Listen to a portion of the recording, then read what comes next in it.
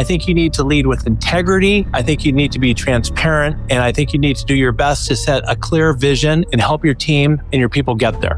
When you think about transparency in the context of those difficult, sometimes conversations that you need to have, what does that look like and how does that play out? So is it transparency with boundaries, transparency without boundaries, or transparency with a little bit of boundaries?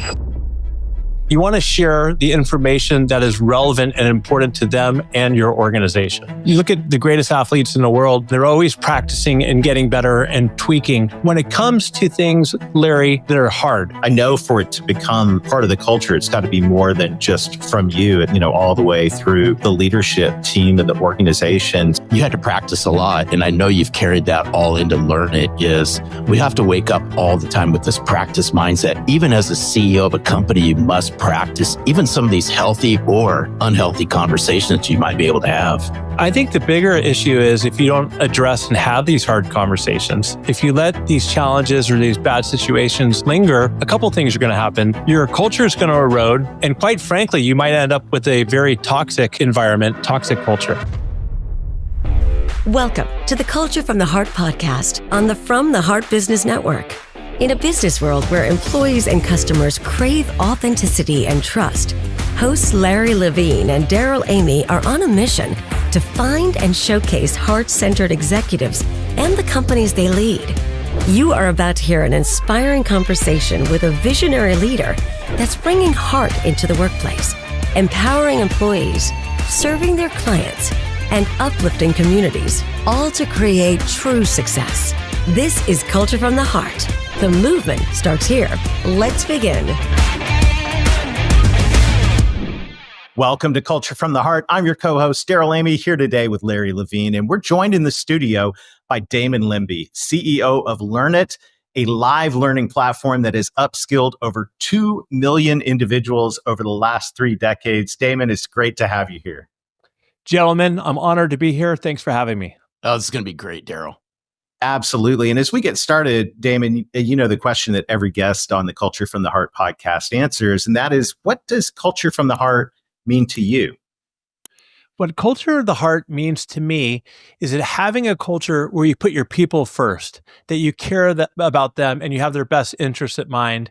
And whether that is making tough decisions around what you need to do for your organization, because it's not always just about, making people feel good. You want to have their best intentions at mind and leading your organization. So I think you need to lead with integrity. I think you need to be transparent. And I think you need to do your best to set a clear vision and help your team and your people get there. Hey, you know what, Damon, what I like about what you just said is, first of all, the first word that came out of your mouth was people. So that was cool. That's what it's all about. But I heard something in there that I really want you to, hopefully you can expand upon, and that is having tough conversations. Because sometimes building that culture is not so much, I'm going to set aside the heart part of this for just a moment, but you got to be able to have these tough conversations with people. Walk us through that. And the reason why I started with that is because when you say the word heart, a lot of times people think, oh, maybe it's soft, right? It's always like just making everybody feel good all the time. Now that's important. But on the other hand, you're not doing somebody on your team, you're doing them a disservice if you're not being honest and having those difficult conversations. If somebody is struggling at work, or maybe they've even been there too long, I've got a great recent example, you have to step up and have those conversations because you owe it to them to know that things aren't going well, and either help give them feedback to adjust or help them find another direction and maybe even leave your organization. Well, and you said transparency as well is important in the mix in that. And I'm curious, when you think about transparency in the context of those difficult, sometimes conversations that you need to have, what does that look like and how does that play out? I think it's important to be as transparent as possible with your team, good times and in bad times. Some leaders are afraid to be too transparent. They'll be like, okay, well, if we share all this information, if we share that our numbers are down, our top performers or our people will start considering leaving. But Daryl, look at the flip side of it. If you're not transparent with people, they're going to be making up stories in their own mind with what's going on with your organization. And what I've found is if you do come out and say, hey, look, we're struggling here or we're struggling there, but we have a plan to get there, you're going to find that your team, first of all, their stress level goes down. And that's caring from the heart, right? Right there, right? Because they're no longer at home worrying about what's going on. They realize, I do know what the situation is. And ideas bubble up and they come up with creative, innovative ideas on ways to make things better. People aren't going to jump ship. They're actually going to double down and do their best to help you and the organization get better. I still want to dig in this transparency because I'm sitting here listening to the question that Daryl had asked you, Damon, and then your response. And here's the first word that just jumps out is boundaries. So is it transparency with boundaries, transparency without boundaries, or transparency with a little bit of boundaries?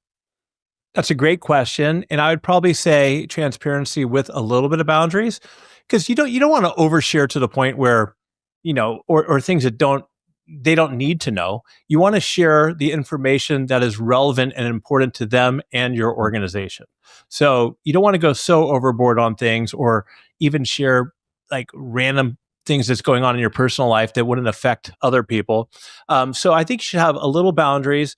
And I think it takes, what I found, Larry, is you got to be emotionally mature in the sense that before you go out and start sharing a bunch of stuff, think through what you're going to be talking about, how it's going to affect your team, and what they're going to be able to do with that. Yeah, the emotional intelligence around this, I think, is really, really critical. And understanding how, as a leader, that the people in your organization, when things are going on, and it is so true, they tell this story in their head, whether you tell it to them or not. So you might as well be the one that does it. Having an awareness of the emotions around that is so critical. And I'm curious, as you prepare to walk into a conversation like that, and you're trying to reframe it around understanding the emotions going on in the room, and what do you do to be able to walk into a conversation like that and pull it off well? Well, first, I usually practice with somebody. Whether you're going through good times or bad times, you want to leverage your resources you have around there. So if we're going into a tough situation, maybe I'll have somebody who's either a mentor or maybe somebody on my team, and I'll kind of practice what I'm going to talk about and really focus on what the outcomes are going to be. And then when I get into the room, if I start sharing and somebody raises their hand and they have a question, and it's so important to not get defensive, because you can get defensive, right? Because sometimes people, they really just a lot of times care about what's important to them. And if they don't like what you're saying, maybe they don't understand, you can't jump down their throats, because that helps not at all, right? So you got to always take a step back, really think through what you're going to do, and focus on what you want your outcome of that conversation to be. No, that's so good. And I'm glad you brought up practice, because it goes back. I know this goes back to your sports days, because you had to practice a lot. And I know you've carried that all into LearnIt. Is we have to wake up all the time with this practice mindset. Even as a CEO of a company, you must practice even some of these healthy or unhealthy conversations you might be able to have. 100%. I mean, you look at the greatest athletes in the world, and they always go back to the fundamentals. They have spring training in baseball, and they're always practicing and getting better and tweaking. And especially when it comes to things, Larry, that are hard, right? Yep. Having difficult conversations, my understanding is that's the number one most challenging thing that CEOs have to deal with, is having difficult conversations. So getting some practice reps in, it can't hurt, because if you go in cold, just like stepping up to the box without taking any batting practice, your likelihood of being successful is a lot less. So strong. Well, everybody, you're listening to Culture from the Heart, and when we return from this short break, we're going to talk further with Damon about how culture looks at LearnIt. See you in a minute. At Culture from the Heart, we believe that great leaders put their people first, leading with empathy and purpose. That's why we're thrilled to partner with LearnIt, a global leader in learning for over 30 years, to bring you an exclusive offer: 45 days of free, unlimited training for your team with a minimum of 5 participants.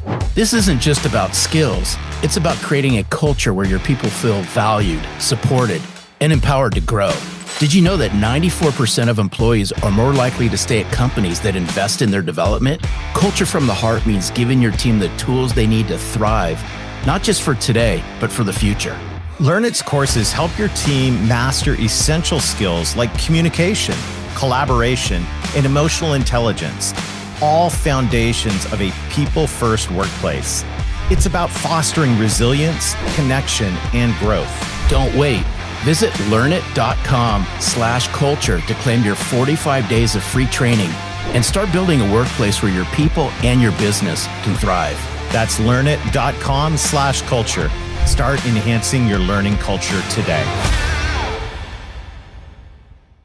We were exploring with Damon how heart is more than just being soft and emotional, and all. It requires having tough conversations. And so, Damon, I know in your role as CEO at LearnIt, this is something that is part of the role of every executive, is having these tough conversations. You were coaching us before the break and how you practice and prepare for this. What does this look like in the real world? And what I probably want to get into, what does this look like if you don't get intentional about it? What's the downside of not being prepared to come into some of these hard discussions?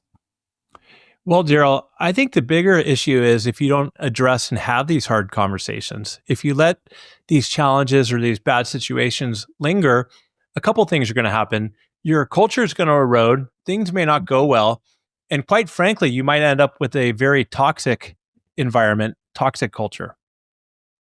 And you know what's interesting about this, Damon, is if we don't address these and you don't have some of these conversations head on, it's the conversations that happen when you're not in the room, which is the water cooler talk and things like that. So we got to squash this stuff almost immediately, I would think.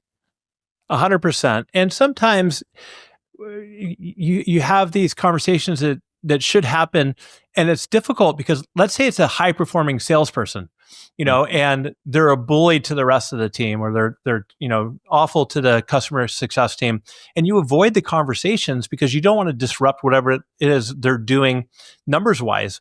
But I think that is a very penny smart, pound foolish approach to it, because again, you're eroding the whole culture. So you need to address that early on and have that difficult conversation, regardless if somebody's your top performer in sales or not.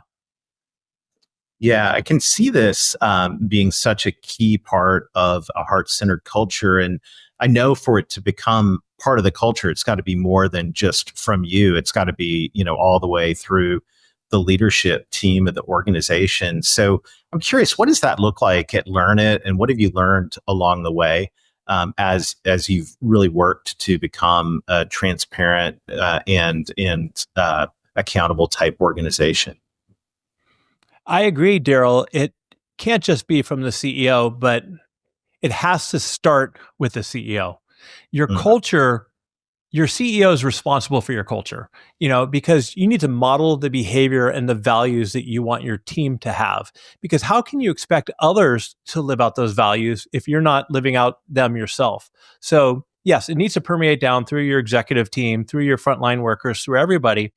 And I think I've been really fortunate at LearnIt that I've always worked with a team, and it's almost like having a sports team where everybody has each other's back, but they also keep everybody else accountable, which is awesome, right? Because we've set an expectation of what we want our values to be and the standards to be, and I don't need to be in the room to make sure that things are going well, right? Because we have these expectations. We don't want to let each other down. And I think it all kind of starts with a lot of times the hiring process, just making sure that when you're bringing people in, that they understand very clearly what your values are and as an organization. And if they don't, if they're not aligned with that, don't bring them in. But when you do bring them in, then they live those values, and then everybody else sees it, and they keep the level of whether it's intensity, intentionality, whatever it is. That's how you build a great culture.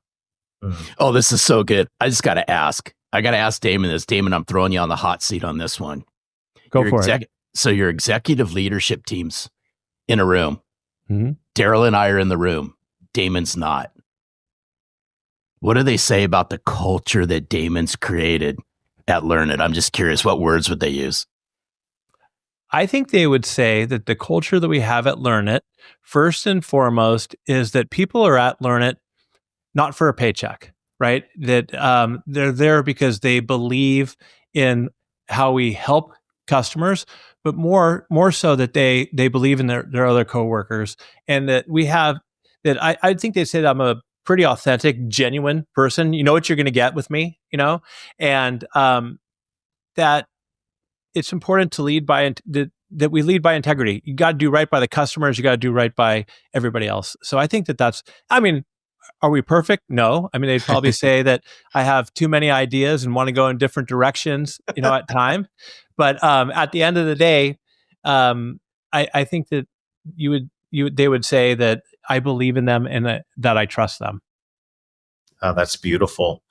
One of the cool things about LearnIt, you guys are a global leader in learning and providing learning solutions for organizations. Really, really fantastic company. And I'm curious, when you look at learning as a part of your culture, I know you advocate for other companies to have learning as a core part of their culture. What role does actual learning play at LearnIt?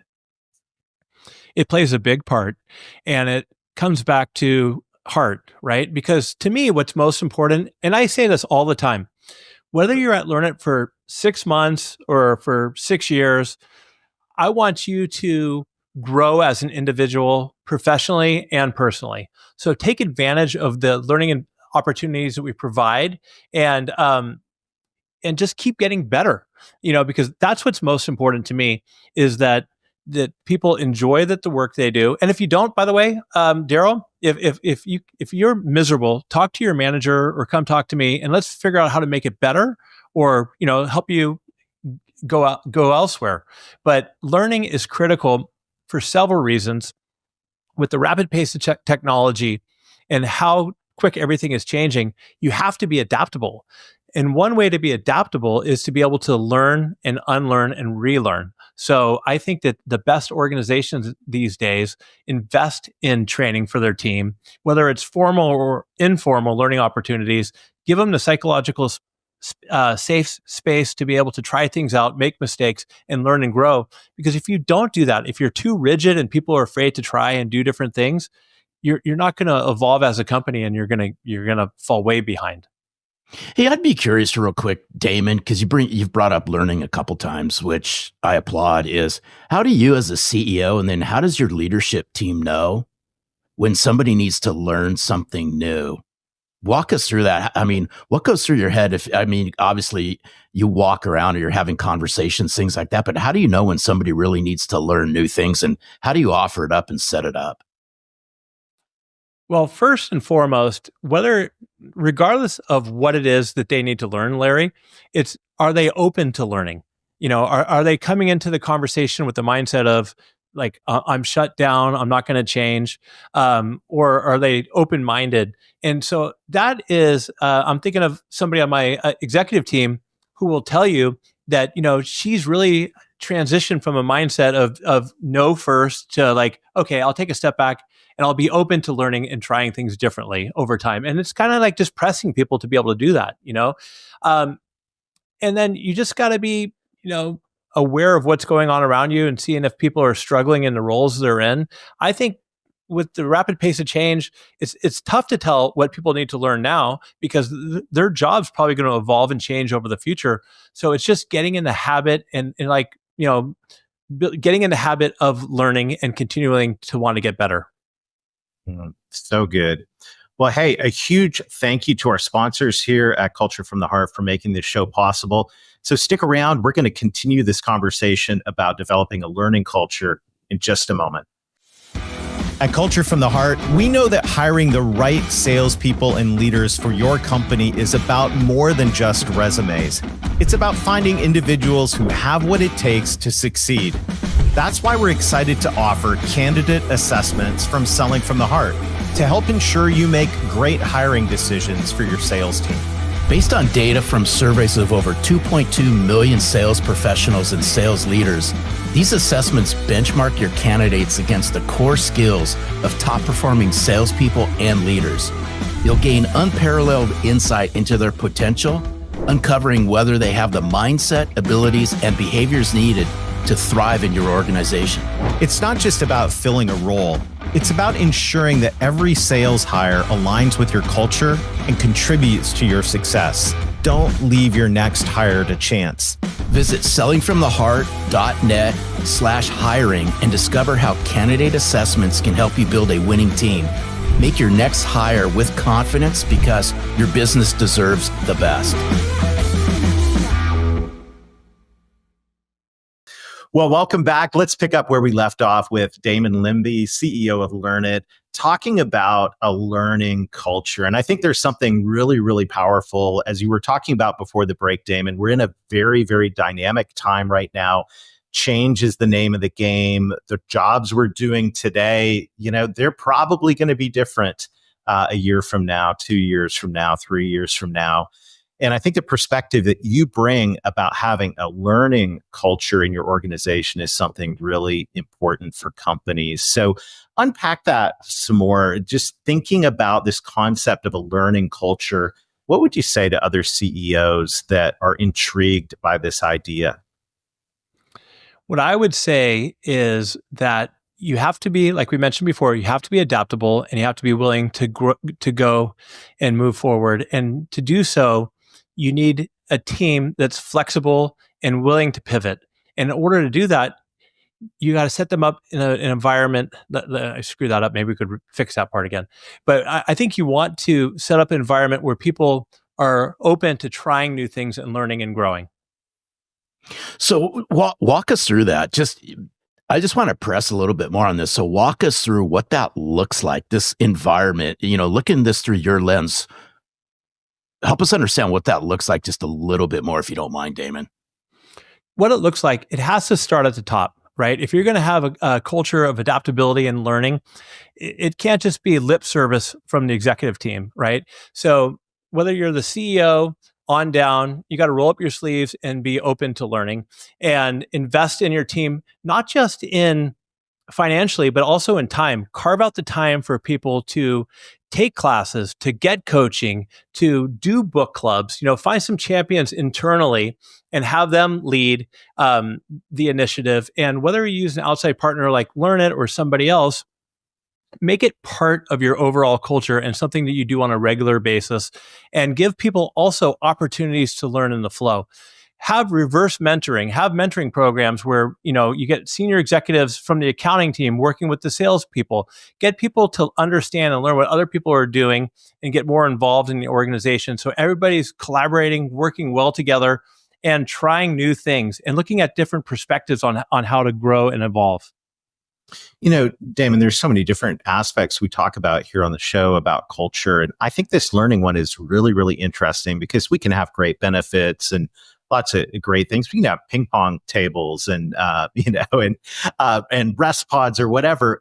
But investing in people and having a culture that says, "Hey, at our company, we want you to leave smarter. We want you to become more valuable," I think is such a powerful perspective. And I'm curious, in the environment we're in right now, it's an interesting time, no doubt. What do you think some of the top categories are for CEOs to be thinking about where their people probably need some development? Like what are some of the learning categories you would say, hey, these should be on your radar as we look into the new year and beyond? Well, first and foremost, if you look at what is important to employees, it's career development. And it's not just for the newer generations. Across the board, people want the opportunity to grow and evolve in their career. Now, when it comes to what is most important these days for people to learn, a lot of times what we're seeing now is with the with AI, the skills that the human skills are so important, whether it's empathy, compassion, collaboration, communication. These are super important skills because the tasks that can be automated through AI will be in the future. They already are now, right? So emotional intelligence, communication, sales skills, those are critical for today and in the future. So, and I'm glad that you're bringing this up because I'm a massive believer in the people skills and relationship building skills are two of the things that I believe everyone could become better at. So how do you pick up on this? I'm just curious. How do you pick up on if somebody needs to raise the bar on these people skills or there's relationship building skills or these human skills, soft skills, whatever you want to call them? How do you pick up this? I'm just curious. How do you sense when somebody needs improvement on this? It's pretty easy, actually, right? So if you're having a conversation with somebody, they cut you off, right? Or they're not listening, or you're trying to give them feedback and they get super defensive, right? Those are signs right there that they need to be self-aware enough without you having to even tell them that they need help with it. And that's something, and then having that conversation with them to work on that, right? So I think it's pretty clear, especially from a manager level, when you see how some of your managers can interact with their team. If they're not present when they're talking to them, if they're missing deadlines, those are very clear signs that their people skills need to improve, and they need to improve quickly because in today's world, especially top performers, people aren't going to tolerate that, Larry. I was having dinner with a friend last night who used to work for me, and she was talking about this company she works for, and her new boss doesn't give her any feedback, doesn't communicate well, and she's most likely going to leave because she doesn't want to be in an environment where she can't grow professionally, nor does she even realize or understand how she's doing. So a lot of it has to do with your manager that you're working with. If they don't have the people skills, you're going to lose great talent. It's interesting because I just go down memory lane, and my first employer, this is back decades ago before all the incredible, convenient ways to learn. They paid for me to get my master's degree. And so I went to night school and got my MBA during that. And what was really cool, and I just think about the value add as I was going through those courses, then I come back to work the next day, sometimes a little groggy, but I come back to work the next day and I had all these ideas. And so it was like a total win-win because the company made an investment in education. So the company got more out of me.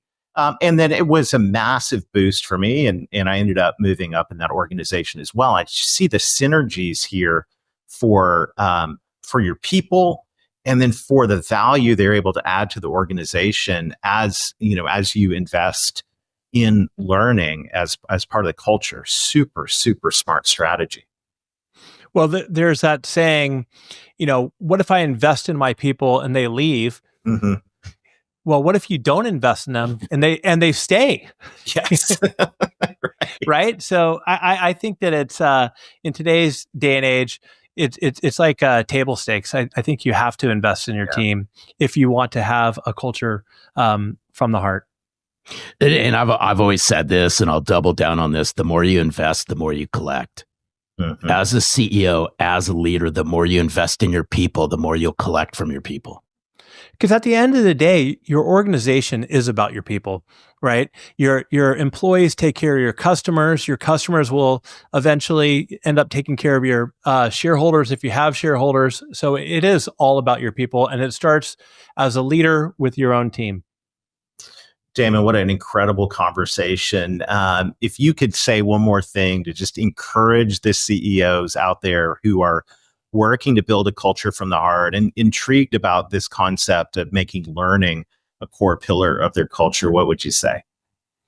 I would say do it, obviously, and don't be afraid about people leaving, and get involved yourself. Show them, model the behavior, go out, take some classes, or share back something you learned, so others will do the same. Wonderful. Damon, what a great conversation. Thank you so much for all you're doing to be an inspiration, not only in your own company, but to all of our friends here at Culture from the Heart. You are a true inspiration. We appreciate you. Thanks for having me. That's our pleasure. What Oh, a great Daryl. conversation, Larry. Amazing. No, amazing. And not only this is a great conversation, it was a fantastic conversation. And here's what I would encourage us all to think about as leaders, as CEOs of your company, is what would it mean if you brought intentionality to your people? If you invested in your people and brought learning to your people, what would happen? And I liked how Damon talked about we're all coaching people. We're all, as leaders, having the hard conversations, hopefully, as we talked about at the beginning. But to be able to coach somebody and then to be able to point them to a resource to say, hey, I think this is an area where you could benefit from some work and some growth. And here's a path to do it, not just leaving them hanging out there, I think is good. Clear is kind. But so is helping them find a path forward beyond just, hey, go fix this. So I think it's really cool thinking about the concept of that learning culture where we're always growing. And here's the last thing I'd bring up, and this is a great conversation, is practice. That's right. Practice having these intentional conversations with your employees. Again, the more you invest, the more you collect, because Daryl, we know this here at Culture from the Heart, is that small changes create big ripples inside an organization. That's right. Well, thank you for joining us today. If you've enjoyed this show, I've got 2 asks for you. Number 1, make sure to hit the subscribe button on YouTube or the subscribe button on whatever platform on which you listen. And would you do us a favor, if you're inspired by today's conversation, share it, give a shout out on your social platform, tag Damon in your LinkedIn post, and let's together fulfill this mission of finding and encouraging heart-centered cultures all over America and around the world. So thank you for joining us today on Culture from the Heart. Until next time, lead with your heart and watch your culture thrive. Thank you for joining us on this journey to discover heart-centered leaders shaping extraordinary company cultures. To access a leader guide with notes from this week's episode, simply click the link in the show notes or visit us at www.culturefromtheheart.com. Do you know a CEO who's built a culture from the heart? We'd love to hear their story. Head over to www.culturefromtheheart.com and click the Nominate Your CEO button. Until next time, remember, great cultures start with the heart.